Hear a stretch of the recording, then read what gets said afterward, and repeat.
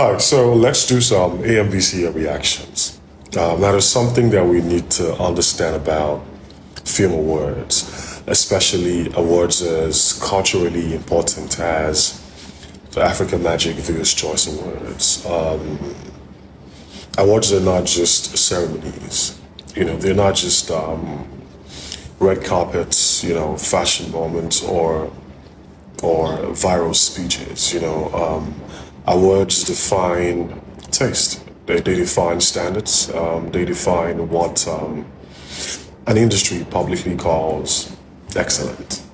And because the AMVCA has grown into arguably the biggest and most visible film award in Africa, award platform in Africa, every major win now carries symbolic weight. The winners become representatives of what Nollywood considers, great acting, great writing, great technical filmmaking, and great artistic achievement. So, when certain decisions happen, I think they deserve deeper conversations beyond fan wars and social media outrage. And now, before I even begin, let me say this clearly, okay? I appreciate the AMVCAs. I've said this repeatedly. The AMVCAs is necessary for the culture. It has helped, elevate the visibility for African film in ways we cannot ignore. And if I'm being honest, okay, 2025 was not exactly a strong year for Nollywood theatrically or artistically. There were, say, good projects, yes, but very few truly undeniable masterpieces across the board. So the underwhelming nature of some nominations did not entirely surprise me, I'm not gonna lie, but there's still certain categories and structural choices that I think deserve serious examination. And today, I want to focus on four: the best lead actor, the best lead actress, the best score, music, and the trailblazer. And it's just not because my predictions failed, okay? Some of them landed correctly, others did not. But that's just awards culture. But for me, these four categories or winners are different because they say something larger about how we define excellence in Nollywood. However, before we go into the four, let's talk about this series versus film problem or challenge. Now, one thing I genuinely think the AMVCA sort of needs to revisit is this idea of placing films and television series in the same major competitive categories. I fundamentally disagree with it. I mean, just the obvious truth. A series and a film are not built through the same creative process. A film has maybe 2 hours, sometimes less, to establish a number of things, characters, to build emotional stakes, to create narrative tension, to execute arcs, and also leaves a lasting emotional impact. Now, compared to a series that may just have 6 episodes, 8 episodes, sometimes 10 hours of storytelling, that is obviously not the same creative demand.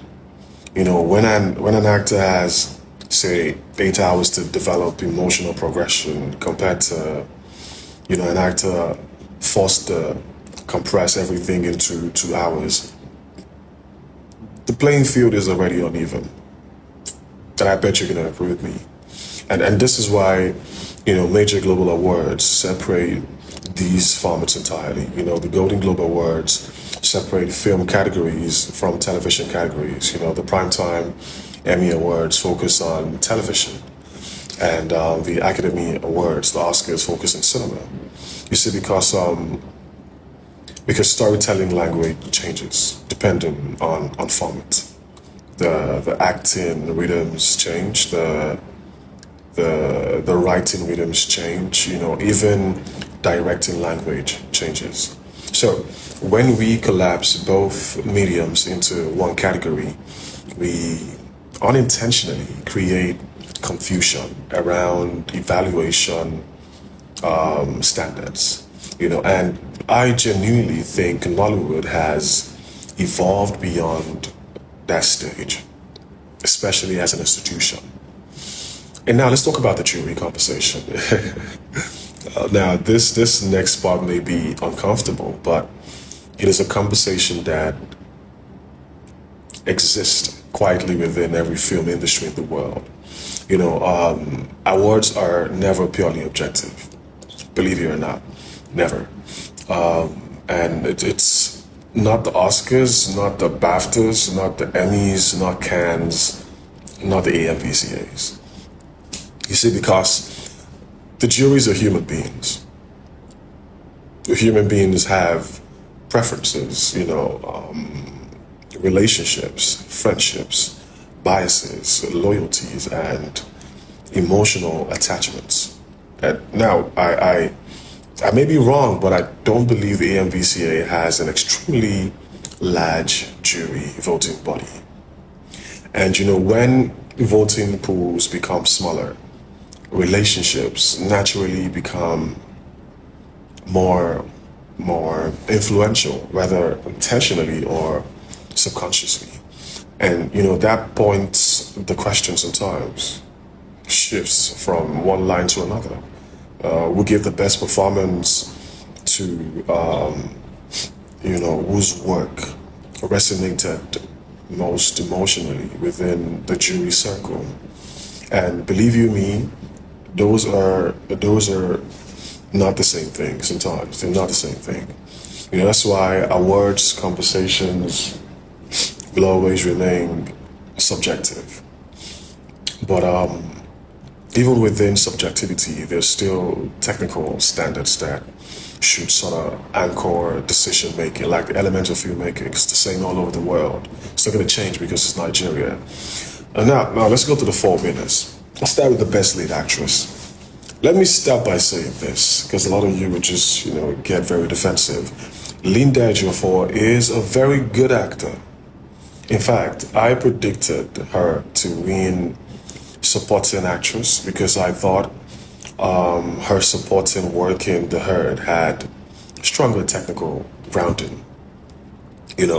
Her performance in The Sapiens Gift was solid. I'm not gonna lie, like emotionally committed, nuanced in some moments.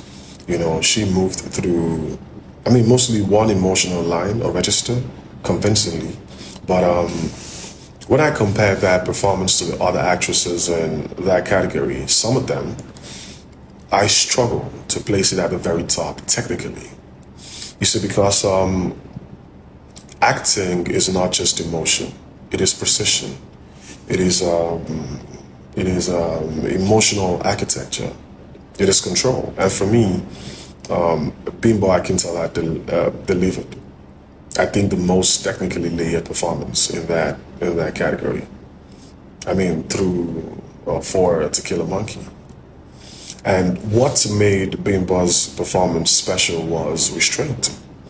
See, a lot of actors can perform pain loudly. Very few can internalize emotional conflict while still allowing the audience access to psychological depth. That for me is difficult acting. Anyone that knows it's difficult acting. And when you compare, that with performances like Ifeoma Fafawa and The Lost Days, or Scarlett's emotional progression in Behind the Scenes, the category becomes less about who cried more and more about whose performance carried the greatest technical complexity. For me, that was Bimbo. Now, for the best lead actor, this category is even more interesting because Uzo Arukwe is genuinely one of the strongest actors working in Nollywood today. I've said that a number of times. And for me, this is not a talent issue, But great actors can still give performances that are less convincing than other nominees. And for me, his performance in Colors of Fire lacked the level of authenticity the role required. I mean, there were moments where I became aware of performance rather than character.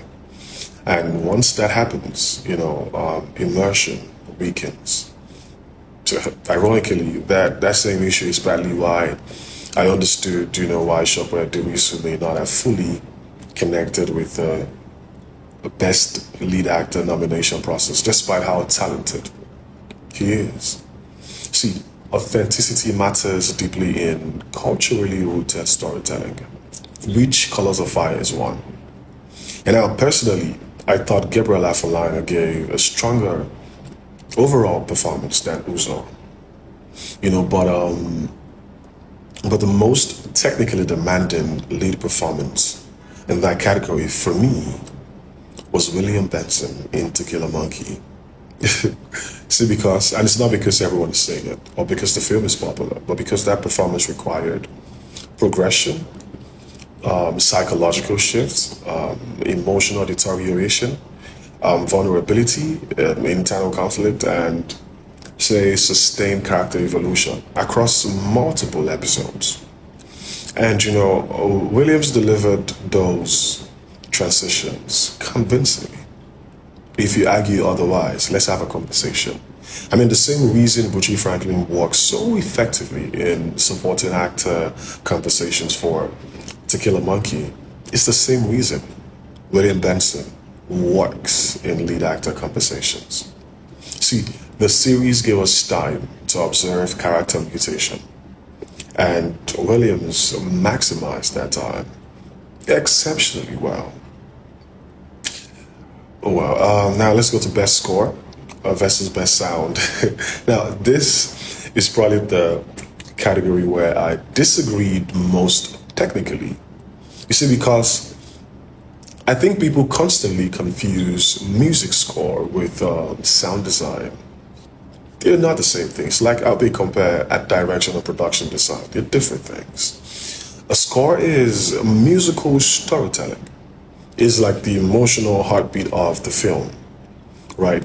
It tells us when to feel fear, tension, sadness, anxiety, or emotional release. And for me, DAMI, To Kill a Monkey had the strongest musical storytelling between, the major contenders. Its score actively shaped. I mean, Oscar did a good job. It actively shaped emotional rhythm. Themes repeated intentionally. The character moments were emotionally reinforced through, say, composition. Shout out to Oscar for that one. And the music was not just background decoration, which a lot of Nollywood stuff do. It was narrative participation. And now, let me be clear. My Father's Shadow is an excellent film.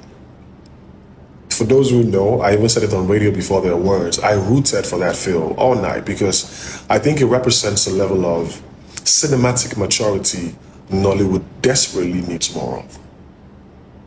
A lot of people agree, yeah. But if we're talking specifically about music score, then To Kill a Monkey did more compositionally. However, if you ask me now which project had, say, superior sound design, that becomes My Father's Shadow comfortably. You know why? Because sound design is about sonic environment, atmosphere, texture, silence, environmental manipulation, and non-musical immersion. Yeah, so and my Father's Shadow was exceptional in that area. Its use of sound felt intentional, atmospheric and psychologically immersive lines helped. And for me, that distinction matters. And I think as film critics, commentators, audiences, we need to stop using sound and score interchangeably. They're different. And now let's go to the Trailblazer conversation. This one, let's talk about this. The AMVCA has never publicly released a clear judging rubric for this category. But if you study previous winners carefully, the patterns become obvious. You see, this award is not just who is talented. It is more of who feels like the industry's next major force. Go and check the lines. From Sonkele to Lala to, Bisola. I mean, Uche Montana is a good actor. This is not even an attack on her talent or hard work. She's good. Shout out to Monica. But when I compare the trajectory, momentum, artistic excitement, and say cultural positioning between herself and Uzwamaka Power, I think Uzwamaka fits the historical pattern more strongly. Ask yourself these questions. Whose career visibly shifted upward more aggressively within the eligibility period? Ask again, who currently feels like, watch this person closely. Who feels artistically distinct, who feels newly elevated rather than already comfortably established, who feels like they are entering a major phase creatively. You see, because Trailblazer is symbolic. It is the industry saying simply that we believe this person is becoming essential. And for me, Uzwamaka Power embodied that trajectory more clearly. At the end of the day, right, awards will always be subjective. No award body on earth gets everything right. But, what is even right? But conversations like this matter because criticism is healthy for cinema. Not toxicity, not insults, not Star Wars. Critical engagement, because the stronger our conversations around film, become, the stronger Nollywood itself becomes. And despite my disagreement, I still want to commend the AMVCAs for continuing to platform African cinema at a continental level, especially the recognition given to my father's shadow. It matters. It matters because whether we agree with every winner or not, the larger goal should always be pushing African cinema towards a greater artistic credibility globally. And that conversation for me is far bigger than one award night. I will lie for you.